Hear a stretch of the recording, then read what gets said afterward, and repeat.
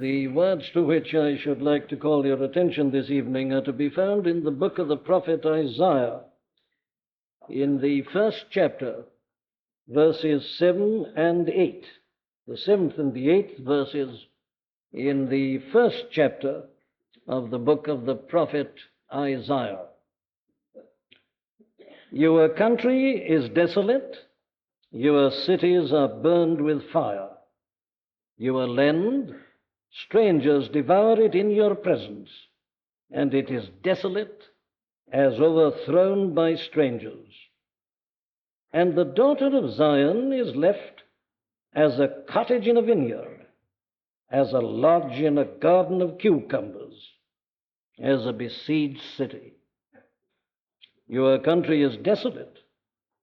Your cities are burned with fire. Your land, strangers devour it in your presence, and it is desolate as overthrown by strangers. And the daughter of Zion is left as a cottage in a vineyard, as a lodge in a garden of cucumbers, as a besieged city. Here you see the prophet Isaiah continues with his terrible and terrifying description of the state and the condition of his countrymen, his contemporaries, the children of Israel. We are looking at this first chapter of his prophecy for the 5th time this evening. We've started at the beginning at verse 1 and are working our way through it. And we are doing so because this is the word that God gave to the prophet to give to his contemporaries. Hear, O heavens, he says, and give ear, O earth, for the Lord hath spoken. This is God's word, as I say, to the Jews, the children of Israel, at that particular point and juncture in their history. They were in great trouble, in great distress. And the prophet was sent to talk to them and to give God's message to them because of that very thing. And what he has to tell them, we have seen, boils down to just two big things. First of all, they've got to realize the cause of their troubles. There is no hope for them until they realize that. They must be made to understand why things are as they are. And then, having shown them that, he goes on to show them the way of deliverance, the way of release, the way of healing. Now, that is precisely the message. It's a long prophecy, this, but it all comes to that. There are just these two things running right through. It's the same with every other prophecy. Indeed, it is the same with the whole of the Bible. There are just those two great lessons in the whole of the Bible. What is the matter with men? How it can be put right. Now you notice the order in which they come. And it is something which is very vital. Half the troubles in the modern world and more are due to the fact that the people don't realize the significance of this order. People are crying out, give me something to ease my pain, give me something to make me happy. And unfortunately, there are plenty of agencies in the world that are ready to respond to that. The entertainment agencies, the drink agencies, the cults, and far too often the Christian church herself are ready to answer and say, we've got it for you, here it is. But that's wrong. You don't start by having your pain relieved. The first question is, what's the cause of your pain? What is this diseased condition that is giving you pain? To ease a man's pain without diagnosing the cause of it is bad medicine, criminal medicine. And it's even worse in the spiritual realm. So, you see, if we would have our problem solved, we must submit ourselves to this book and follow its pattern. And as we do so, we shall be held face to face with the cause of our trouble, what is called in the Bible sin. And it makes a very thorough examination and a very thorough diagnosis. It's not a pleasant thing to listen to this gospel at the beginning. It's a most uncomfortable thing. And my friend, let me make it clear before I go any further. If this gospel, the message of this book, has never made you feel uncomfortable. You've never heard it at all. So many think that Christianity is just something that comes patting us on the back saying it's all right, don't be troubled and worried, everything will soon be all right. That's not Christianity. That's the cults. That's psychology. Here is a book that probes us, that examines us, puts the searchlight of the eye of God upon us, and reveals us to ourselves as we are. We begin to squeal. We begin to shout. We begin to ask to be let go, but it won't let us go. It goes on with its terrifying and terrible examination until we've really seen the condition. The disease has been exposed, and then, and only then, does it apply the remedy. And of course, there is a perfectly good reason for all this. No man ever comes to Christ until he's desperate. No man really believes the message of this gospel until he's tried everything else and found it to be a failure. So you see, the direct way of bringing people to Christ is to show them what they are without him. And that's exactly what this man's doing. Now, you see, we are considering all this for this reason, that, as I say, what we are told here is but a typical representative sample of the whole teaching of the whole Bible. There's nothing special about this. It's the same thing everywhere, as I'm saying, but this puts it in a very dramatic form, which we can easily remember. So I'm calling attention to it not because we are going to make some kind of theoretical or academic study of the condition of the children of Israel some 8 centuries before the birth of Christ. I'm calling attention to it because it is a very up-to-date word. The world is in the same position tonight. And this is God's word to us at this very moment. That's why we are considering it. There's no more practical book in the world than this book, the Bible. Here's the book that really speaks to us as we are. It's the only book that really knows us. These people who dabble with a man's psyche, they talk about analysis. Oh, this is analysis. This isn't just getting you to bring up things from your past. This is, as I say, putting the eye of God upon your soul and revealing things that you and I were never aware of. And the things that you and I are not aware of are the things that get us down, are the cause of our ruination. In other words, this is a revelation from God. And here it is, I say. Well, now then, let's follow this man. We've been following him, I say, all the way from that second verse where he begins to tell us something about the nature and the character of sin. I'm not going to go over that. He's told us all about its character and its nature in verses 2, 3, and 4. It's essentially rebellion. Rebellion against God. Man in his folly and his arrogance, standing up to God and choosing his own way. That's the nature of sin. But now, from verse 5 onwards, he begins to tell us something about the consequences of sin. And it's a very good way of understanding sin to know something about its consequences. And they're terrible. We looked at the beginning of it last Sunday night when we looked at verses 5 and 6. And there what he was emphasizing was this: the terrible power of sin. Sin afflicts everybody. There's nobody immune to sin. There's no such thing as a natural immunity to sin. Some people have got a natural immunity to some fevers. Nobody's got a natural immunity to sin. From, he tells us here, the sole of the foot, even unto the head, there is no soundness. Everybody's a sinner. Rich and poor, high and low, learned and ignorant, the man with a great brain, the man who scarcely got a brain at all, everybody, every social class, every psychological type, everybody, everything, everywhere throughout the whole world, everybody is a sinner. There isn't a single exception.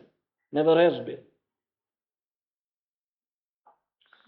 Not only that, we found that sin affects us in a total manner. Affects the mind, affects the heart, affects the will, affects the body, affects the soul, affects the spirit. There's nothing in men that hasn't been tarnished and perverted and twisted as the result of sin. What a power it is. What a universal power it is. What a kind of totalitarian tyrant it is. Nothing in us is left unaffected. But we saw that it's even worse than that. It's such a terrible power that even when it leads us into trouble and God punishes us for it and chastises us, it doesn't do us any good. Ye will revolt more and more. Why should you be stricken any more? He says there isn't a point on your body but that it's got a bruise or a sore or is festering because of the lashings you've had from God, and yet that doesn't pull you up. Indeed, he says it makes you worse. Sin is a power that makes a man plunge yet deeper into sin, as if that's going to help him. It's utterly irrational. There is nothing which is as irrational as sin. Now, we've seen all that. But let's go on, because the prophet goes on. And here now you notice that he changes, as it were, from imagery and begins to put actual bare facts before them. He says, look, your country is desolate. Your cities burned with fire. Your land, strangers devour it in your presence, and it is desolate, as overthrown by strangers. And the daughter of Zion, that's the children of Israel, is left as a cottage in a vineyard, as a lodge in a garden of cucumbers, as a besieged city. Now, this is a picture with which the contemporaries of Isaiah were very familiar, because in their vineyards they used to put up a little kind of cottage where a man, well, we often do it now, you'll see it on allotments and so on, a kind of shed in which a man left his implements for work and sometimes would live in it for a while during the season. He says, exactly like that. You look at a great vineyard, and nothing but these vines growing everywhere in the grapes, and there's just this solitary, isolated cottage in it. Or you get it sometimes in a garden of cucumbers, just this sort of lodge, which is used for exactly the same purpose. The figure in both cases conveys this idea of something isolated in the midst of desolation. He says, that's your position. Well, now, my friends, all I have to do this evening is to show you how that is still true. This is a picture. Of course, it was actually true. In fact, it did happen to the children of Israel. Eventually, their whole city of Jerusalem was destroyed. All its buildings were knocked down. The whole place was razed to the ground, and their country really was ravaged and became utterly desolate, and they were carried away to the captivity of Babylon. This literally, physically, materially did happen to them. But, of course, the important thing is the principle. What happens in the material is a representation of what happens in the realm of the spiritual. I'm not saying by that sin doesn't still lead to material difficulties. Sin can make a man a physical wreck, you know. It's doing it to many at the present time. Oh, yes, there is a physical aspect. I'm not going to dwell on that tonight, but let nobody imagine that I'm saying that it doesn't do it physically. It does. Many a country's gone down, and its cities have been literally ruined and sacked because they'd have rebelled against God. It happens to many a man, as I say. Sin can do this in a very literal, material sense. But it's still more important to realize what it does in a spiritual sense. And therefore I've tried to classify the teaching of these two verses under the following headings. 1, sin always leads to misery. Your country is desolate. Notice how he repeats this word. Country is desolate. Your land, strangers devour it in your presence, and it is desolate. Desolation, ruination, misery. Now, this is one of the first things about sin, of course. That sin always leads to misery. We saw this partly last Sunday night when we saw that God always punishes sin in some shape or form, and that in itself always leads to misery. Here you are, he says, with all your body with these bruises. Well, you're not happy when you've got a mass of bruises all over your body and festering sores and nobody dressing them, as he puts it so graphically. That makes a man feel very miserable indeed. Yes, and he goes on with that whole picture. The misery is partly due to the punishment which God metes out upon sin. But, and this is the thing I want to emphasize tonight, sin in and of itself, and because it is what it is, always leads to misery. Now, it's just here, of course, we see what is called the subtlety of sin. This is where the cleverness of sin comes in. And, of course, it's because of this that we all have sinned. If we really knew the truth about sin, we'd never have done the things we've done, and none of us would be miserable, and the whole world wouldn't be in its present condition. But sin is so subtle. Sin always comes in a most enticing form. And, of course, it always offers life, always offers a good time, always offers success, always offers happiness. Nobody'd look at it otherwise. But that's the way in which it comes. Well, I needn't keep you with this first point. It's all set out so perfectly in that chapter that we read at the beginning, the 3rd chapter of the book of Genesis. There it is. There's the history of the world in a nutshell.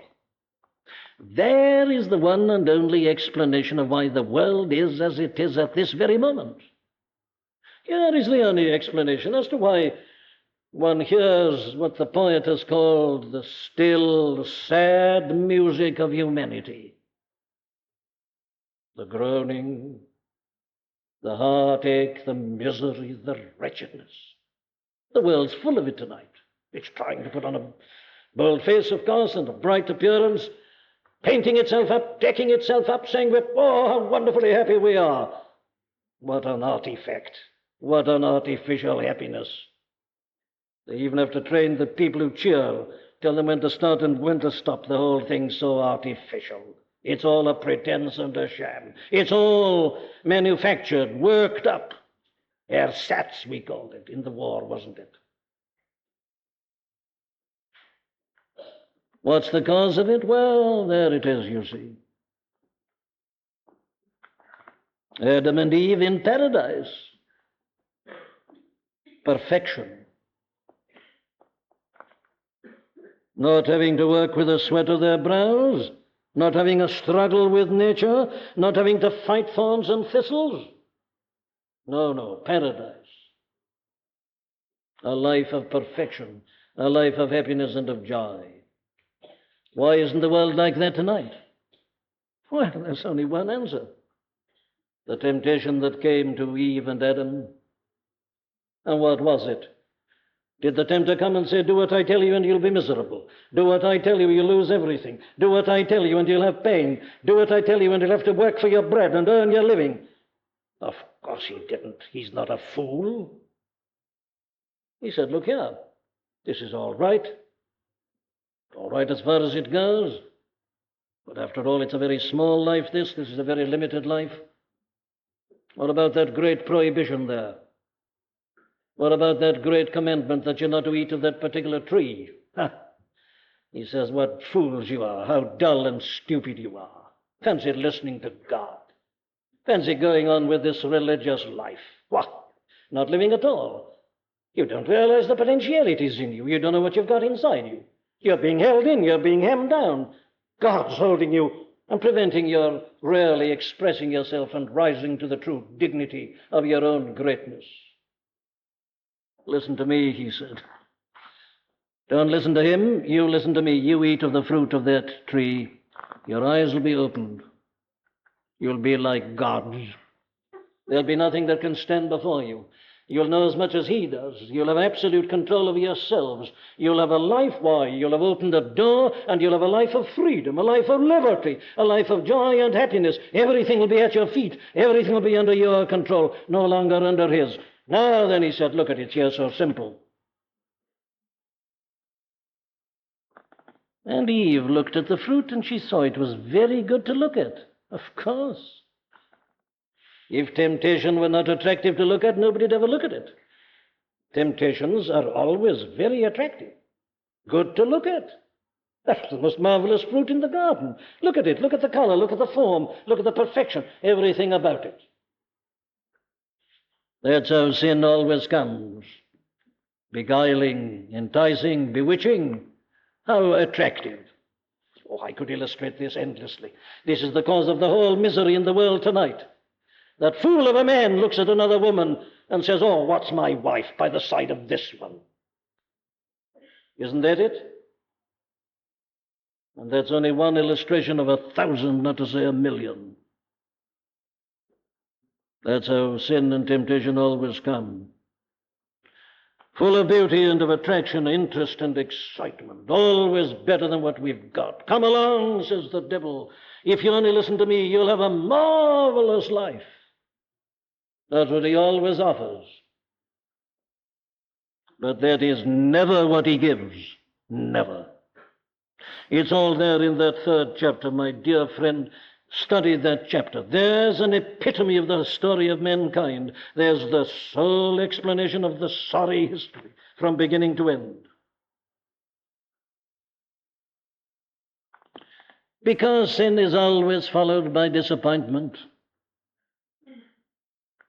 It is always followed by suffering. It's always followed by remorse. It's always followed, as we saw there, by fear. It's always followed by unhappiness. Adam and Eve had dwelt with God. Nothing pleased them more than when God, as it were, came down and walked with them and talked with them. But the moment they've committed this sin, they hear his voice in the garden, and they run and hide. They're filled with fear and alarm and terror, and they're unhappy and they don't know what to do. And they discover a problem in themselves they never had before. What can they do with this nakedness? The thing that appeared so attractive, so enticing, so bewitching, so wonderful, that's what it always leads to, without a single exception. The way of the transgressor is hard. The wonderful life that the world is offering to people, telling them to laugh at God and at Christ and at the chastity and the morality of the Bible. What's it give? What's it lead to? It always leads to misery and unhappiness, invariably. It not only leads to misery and unhappiness in those who commit the sin, it involves others also. Oh, the suffering in the world tonight and the misery because of sin. The whole world is miserable because of sin. Where do wars come from? Whence come wars among you, says James in the epistle of James, chapter 4, verse 1. Whence come wars among you?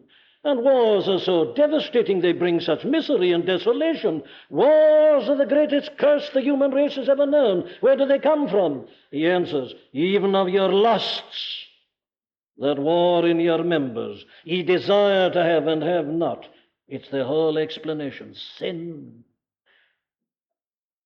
The pride and the arrogance, the overweening pride and ambition of certain men and certain nations, that's the cause of the whole trouble. This is sin, and it leads to desolation and misery and unhappiness. And the world is unhappy tonight because of the preparations for another war, and it's all due to sin. It's all due to men and women turning their backs upon God and not submitting to him and his holy law. I keep on repeating this. If only the whole world and everybody in it tonight submitted to God, you'd have your bombs. You wouldn't have your armies. There'd be no threat of war. We'd be back in paradise. It's as simple as that. But we are fools. We are attracted by sin. We have this feeling that if we turn our backs upon God, we're going to have a marvelous life. But we don't. We don't have it in general, and we don't have it in particular. What would be the result if you made an analysis of the unhappiness, the wretchedness, the misery, and the heartbreak in this city of London tonight? What's the cause? What are the commonest causes of all this? And we know very well what they are. Lust, desire.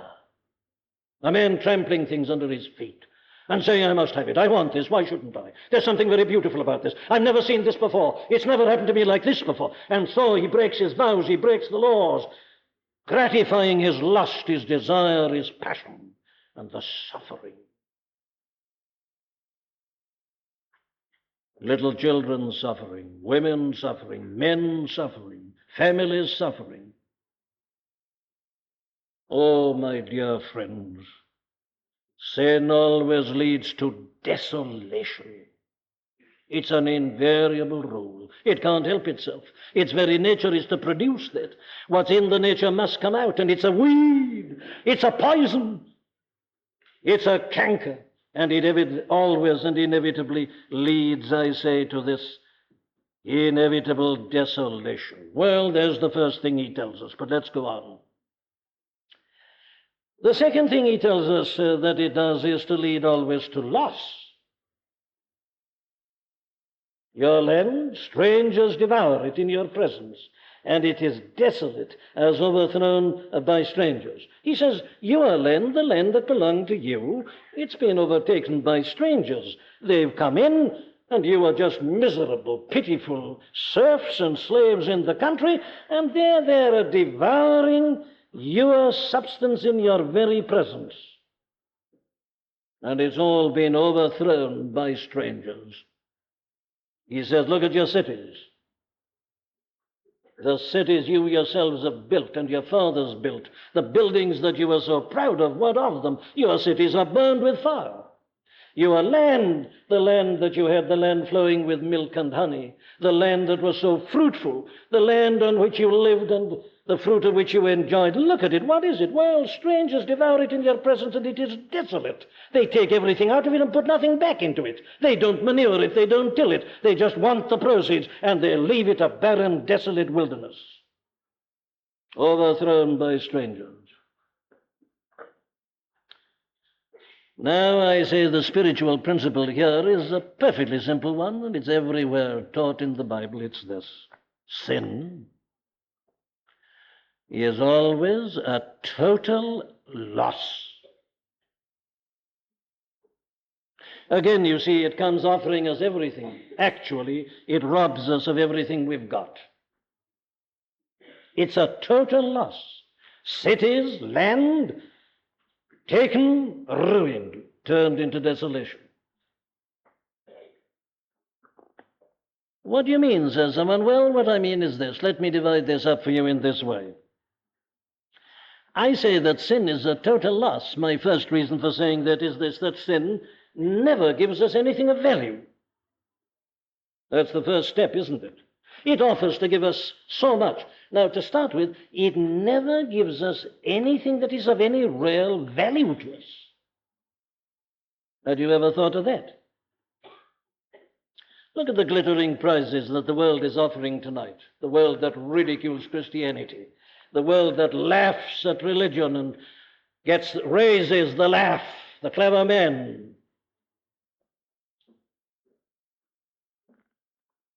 Look what he's got to give you. What has he got to give you? Let's ask a plain question. People say they're not Christians today because they're hard-headed businessmen, because they think they're not going to be carried away, they're not going to be moved emotionally. They say, no, we got minds, we got reason, we are thinkers. Very well, then, I agree. Well, come, let's do a little bit of thinking. Let's do a little bit of totting up tonight. Let's have a look at the ledger. You haven't consulted your ledgers for some time, perhaps, my friend. Well, now, let's do a little bit of it tonight. Let's call in an accountant. Let's see how it works out for us. What does the world really give you that's of any real value to you?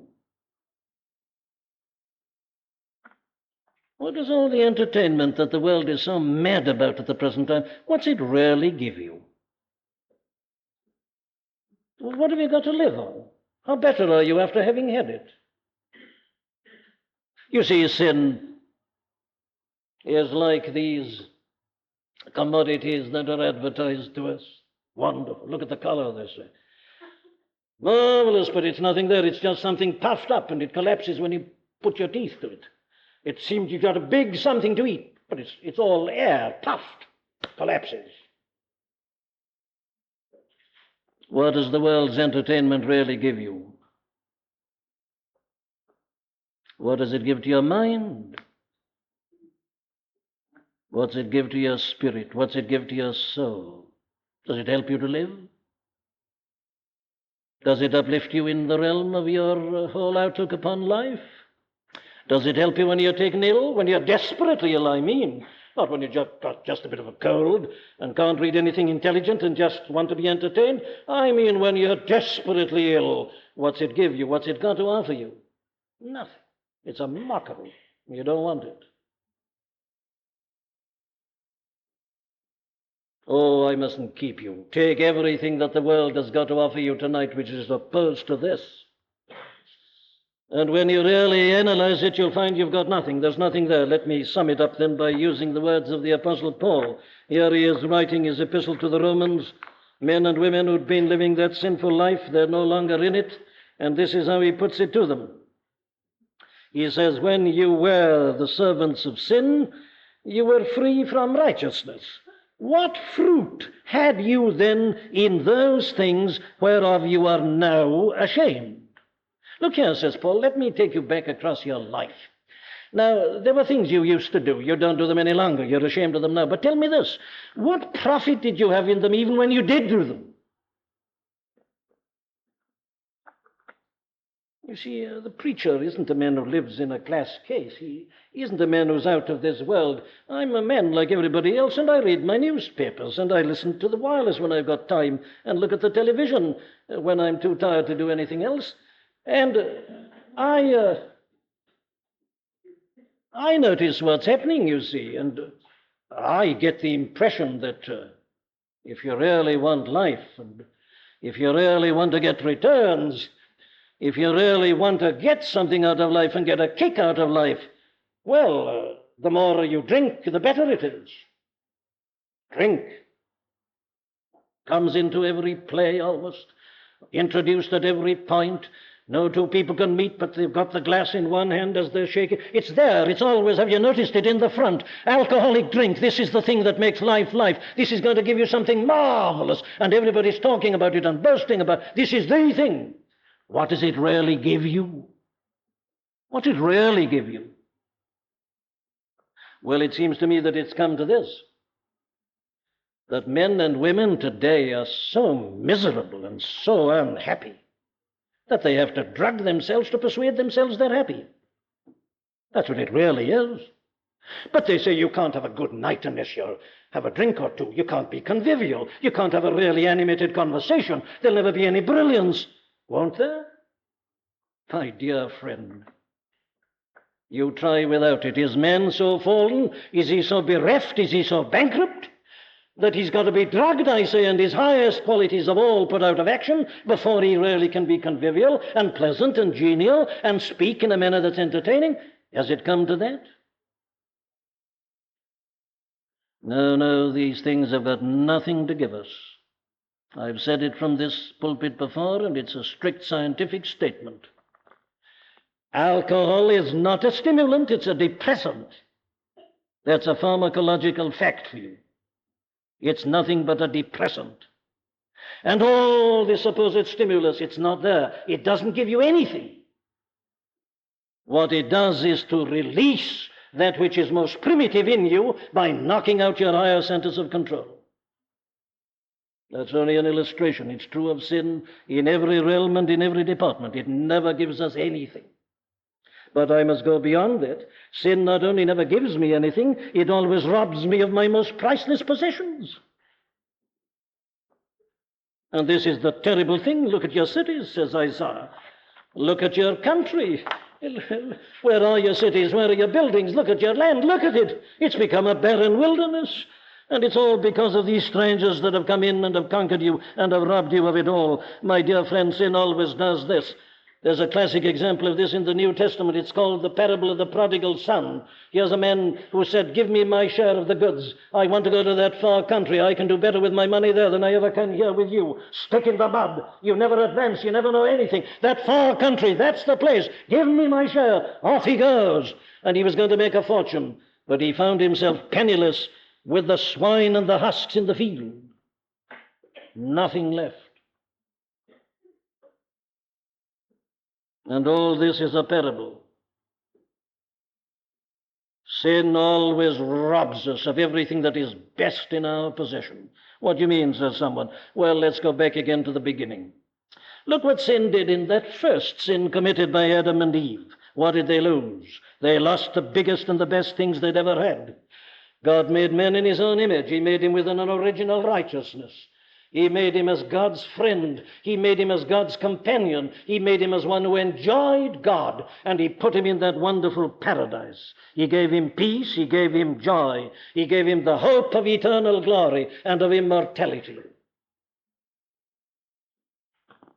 And in that one act of disobedience and sin, man lost the lot. He lost it all. He lost his original righteousness. He became a sinner. He lost his likeness to God and became more like the animals and the beasts. He lost his enjoyment of God, and it was replaced by the fear of God I've already described to you. He lost his peace. He lost his joy. He lost the hope of glory. He lost his home. He lost everything that was most precious. And there he is, driven out of the garden to till the ground and to earn his bread by the sweat of his brow, and to have this constant struggle against nature, red in tooth and claw, against the thorns and the thistles and everything that rose against him. He lost everything that was most priceless and valuable. And as that happened to men at the beginning, it is the whole subsequent story of the human race. What happens as a man sins? Well, he just goes on losing everything that is most precious. You look at a little child. He's not perfect. No, we don't believe in the Peter Pan idea. But you know, there is a kind of innocence about a little child, isn't there? The little child doesn't know some of the things that you and I know. There is this little child, still chaste, still pure, still clean. But as we go on, as Wordsworth reminds us, shades of the prison house begin to close upon the growing boy. And he begins to learn things and know things which he thinks are wonderful and clever. But he doesn't know that as he learns them, he's losing something, losing an innocence, losing a purity, losing a cleanliness of imagination and of thinking. Oh, what a robber sin is, and what it robs us of, you see, are the most wonderful things, the most beautiful things, the best things.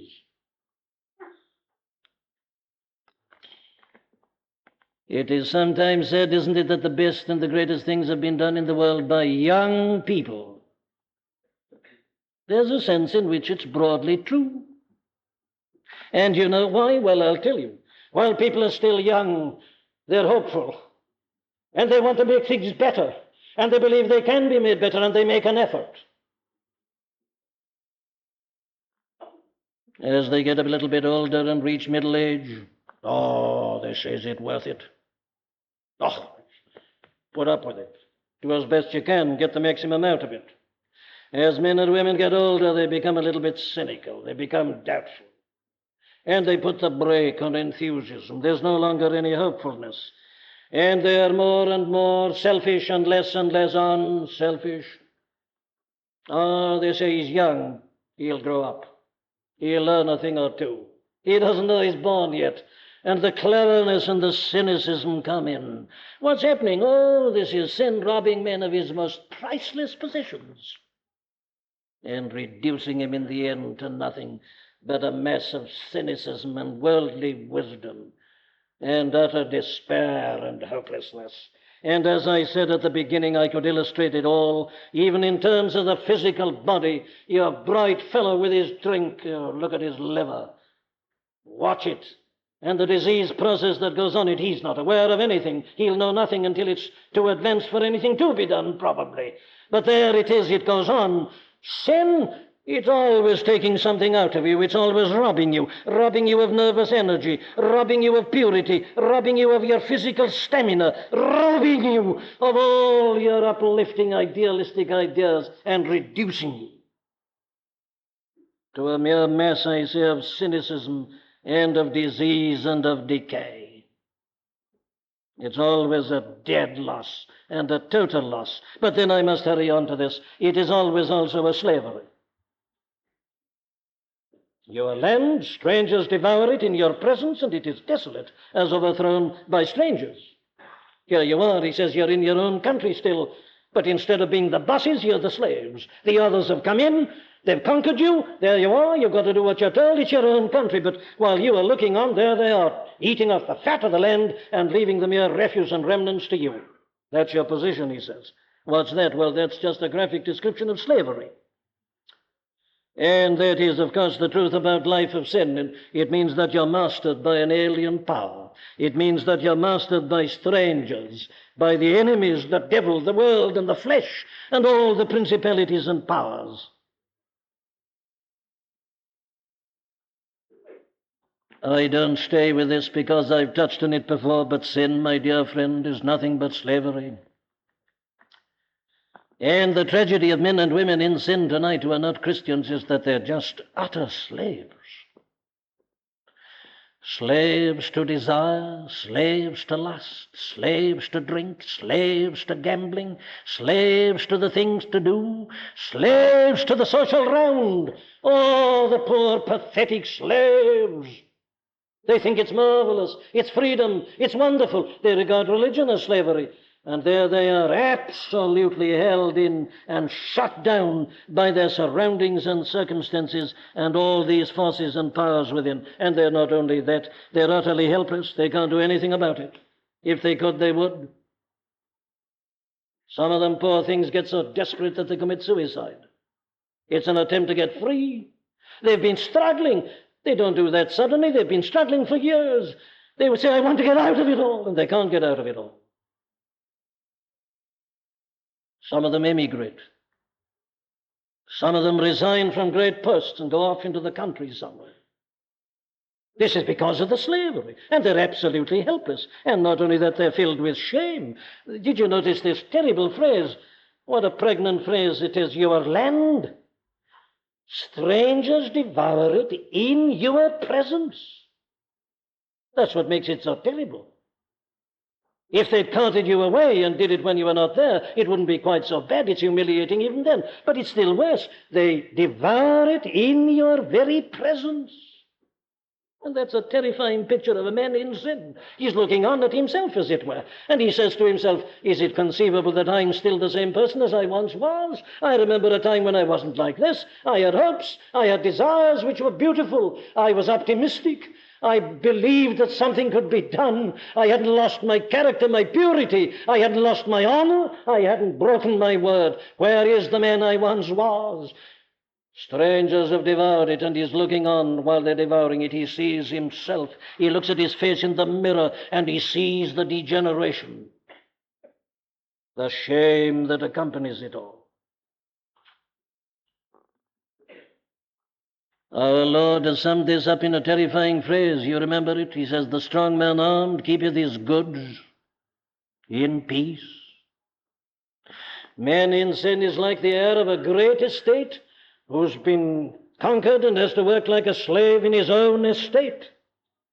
This world was made for us, and we were put into it as the lords of creation. We were meant to enjoy it, to be happy in it, and to have a full life in it. But here we are in our own estate, and the strangers, the world, the flesh, the devil are commending us and dragooning us. And here we are in shame, looking on at our own misery and helpless to do anything at all about it. That's sin. I've only one further word, and here it is. It's the last word in these two verses that we're looking at together. The daughter of Zion is left as a cottage in a vineyard,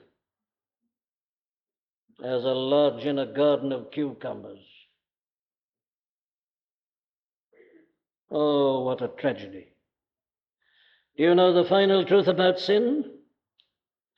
It's this, that after it has fooled you and made you miserable and robbed you of all you had and turned you into a miserable, helpless slave, it then leaves you to yourself, isolated. Exactly like a cottage in a vineyard or a lodge in a garden of cucumbers. This is to me the most awful thing. This is the end of devastation. This is the ultimate of desolation.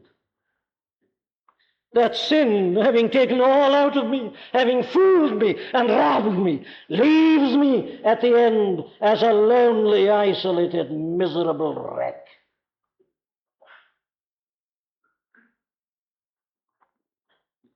The heart, says an Old Testament word, the heart knoweth her own misery. It leaves the world, says Francis Thompson, to misery and to me. Oh, there it is in the prodigal son again. You see, a famine arose in that land. And all his friends left him, and all his boon companions disappeared. They were there while he'd still got a penny in his pocket. The moment his pockets were empty, they all vanished. And there he is now. He takes a job with some great men in the country who kept a herd of swine. He takes a job feeding the swine. And poor fellow who'd known such a wonderful home, he was fain to fill his belly with the husks that they gave to the swine. And did you notice the next phrase? And no man gave unto him. The man who'd given so much to everybody else, squandered his goods in riotous living, always was ready to pay for every round. He'd got pockets full of money. It was a good home he'd come from, and he'd got his share of the inheritance. He gave to everybody, thinking they were his friends, but in the hour of his need, no man gave unto him. He is like a cottage in a vineyard or a lodge in a garden of cucumbers, utterly isolated and forsaken and forlorn. That's our Lord's parable of the prodigal son. But there is a character in the New Testament that gives us a still more awful and terrifying picture of the thing. This literally happened. This isn't a parable. This is an actual fact. Listen to this. I'm referring to the case of Judas Iscariot, who betrayed our Lord. It was greed that made him do it. It was lust for money. And, of course, he'd gone to the authorities and they'd said, well, now you do this, and it'll be a wonderful thing, you know, and we'll never forget you. You really do this for us well, you're our friend forever, and we're your friends forever. So he decided to do it. And you remember what we are told. They were all there having that Last Supper, and our Lord was passing the sop. And he said, the men to whom I pass the sop, that's the men that's going to betray me. And he passed it to Judas Iscariot. And we are told that after he had taken it, he rose up, and he went out. And it was night. And it's always into the night a man goes when he betrays his God and his Lord in that way. But wait a minute. This is what I read later on in the Gospel according to St. Matthew, chapter 27, beginning to read at verse 3. Then Judas, which had betrayed him, when he saw that he was condemned, in other words, when he saw that Christ was condemned, repented himself. Don't worry about turning it up, my friend. Listen to what I'm saying. Read it when you go home. Then Judas, which had betrayed him, when he saw that he was condemned, repented himself, and brought again the 30 pieces of silver to the chief priests and elders, saying, I have sinned in that I have betrayed the innocent blood. And they said, what is that to us? See thou to that. And he cast down the pieces of silver in the temple and departed and went and hanged himself. Yes, the poor man, he's come to his senses. He's realized what he's done, and he's unhappy and he's miserable. And he goes to the chief priests and these authorities, and he says, what can I do? I've betrayed innocent blood. I don't want your money. It's burning in my pockets. Take it back. I'm unhappy. What can I do? And they said, what is that to us? See thou to that. That's your business, not ours. They leave him to himself. He's isolated.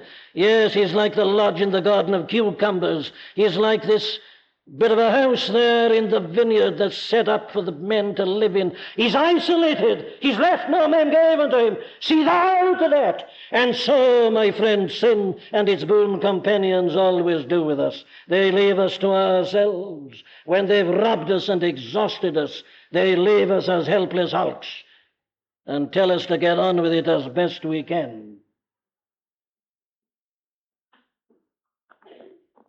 Is there anything more awful, more terrible than the death of an ungodly person?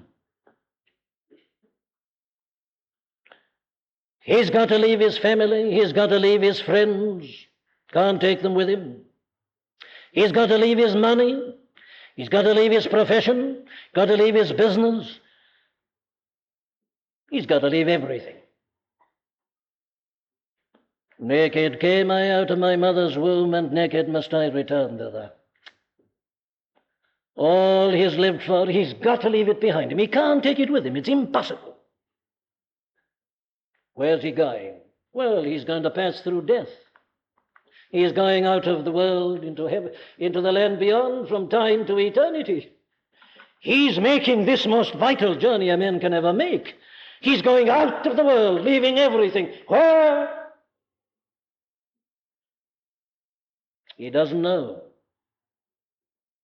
He looks into the eyes of his loved ones. They don't know because they've lived the life he has. He looks for his friends. They're not there. They're not interested any longer. There's a great dinner on. There's a marvelous dance on. There's a great drinking place open tonight. No. He's alone. He's going out alone, empty-handed. Doesn't know where he's going. Like a lodge in a garden of cucumbers. And everybody's looking on and saying, see thou to that. Don't cry and whimper. Don't ask us. That's your business, not mine. No angels to meet him. No one to guide him. No one to welcome him. He's ignorant. He knows nothing. He's got nothing. He's absolutely isolated, alone, with nothing anywhere that is of any help or of any value. Am I drawing on my imagination? Well, my answer is this. One of the greatest philosophers that Germany has ever produced, if not indeed the greatest, and certainly their greatest poet, was a man called Goethe. Goethe wasn't a Christian, of course. He was a philosopher. And he didn't believe this. He had a great mind, a great brain. He had read the classics. He knew the philosophers. And he was a great thinker and a great poet. And this was all that was necessary.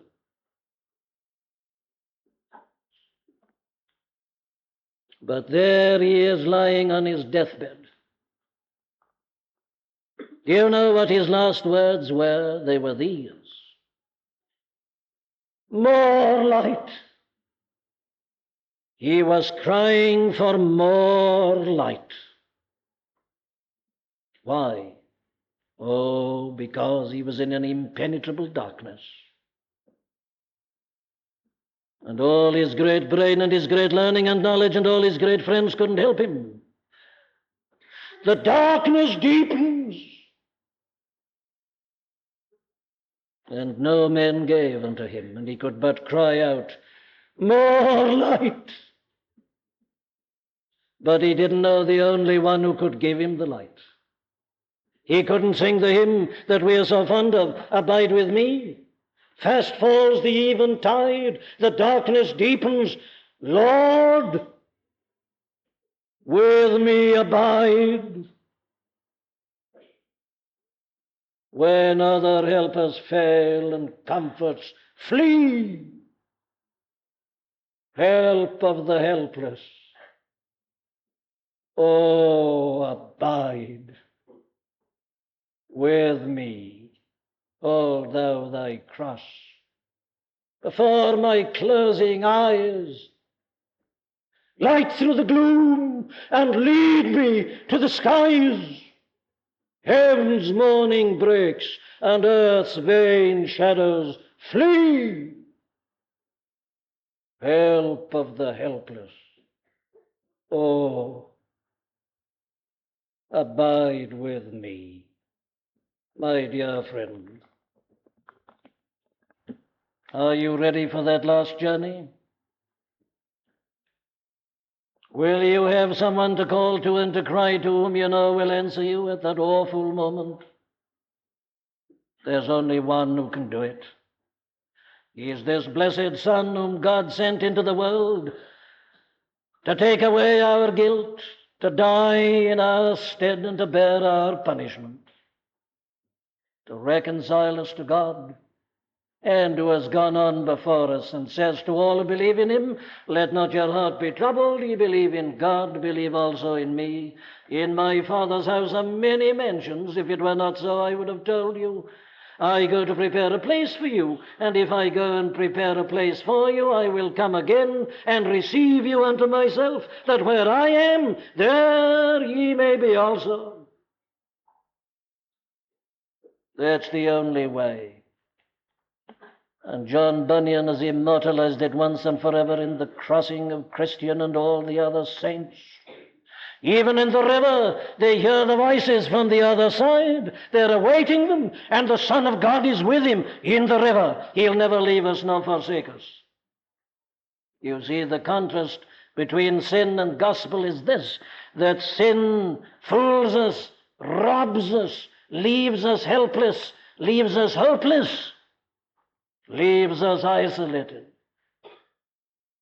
Whereas the gospel gives and gives us gloriously, gives us continuously, gives us endlessly.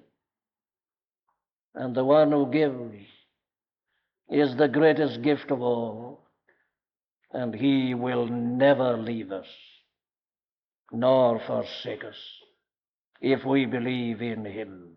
My beloved friend, have you seen what sin does? If you have, fly to Christ and say to him, Jesus, lover of my soul, let me to thy bosom fly, while the nearer waters roll, while the tempest still is high. Hide me, O my Saviour, hide, till the storm of life is past, safe into the haven guide.